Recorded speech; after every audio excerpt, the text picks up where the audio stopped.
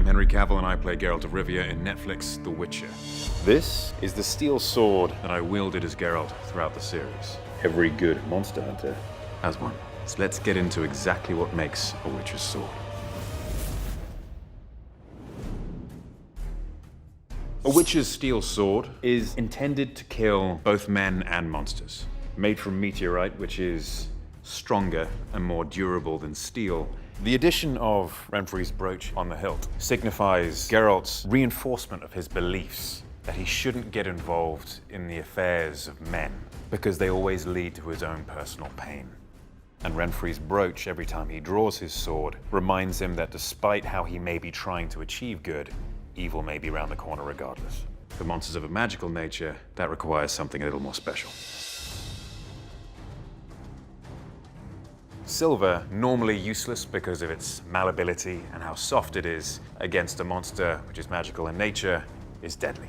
The majority of cases, this is what will be required. When it comes to a monster hunt or defeating a monster of a magical nature, it's always going to be a big process involved with finally getting to face this monster. And he keeps that silver sword on his faithful companion, Roach. And so every time it's needed, hopefully, everything is pre-planned. The swords themselves have no powers of their own. The true power of what a Witcher can do lies within his training. If you were to give this sword to an ordinary person, it is just a deadly and sharp weapon. But in the hands of a Witcher, it can change destiny. The design and the styling of the sword became very, very important to me after I'd wielded it for a couple of episodes. And due to the manner in which Geralt fights, the sword has to be available at any time, at any angle, and he must be able to flick it through his wrist. And if he can't do that, his fight style doesn't work.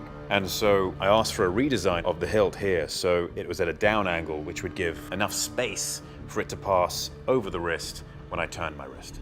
There were different versions of the swords made. There was a lightweight version, which we used for most combat. A lightweight version is safer, because if I were to put a foot wrong or a strike wrong, no one gets injured. It's more of a bruise rather than a broken limb or cut skin. When we involved anything close to the face, we had rubber swords. So you're not gonna hurt someone, you're not gonna mark their face and therefore give hair and makeup a nightmare to deal with for the next few months. The last kind we had were the cut down swords. The purpose of that is that in post, in CGI, we can cut people's limbs off using an action. So if I were to hold someone's hand here, draw the sword across and do that, their hand can still be there without me having to actually drag a piece of metal or even rubber over their exposed arm.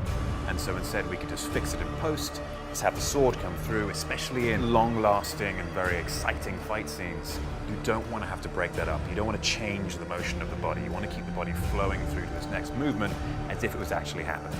And so cut-down swords were incredibly useful for that. Thank you for allowing me to explain how a Witcher uses these certain tools of his trade. Be sure to check out The Witcher, now streaming on Netflix.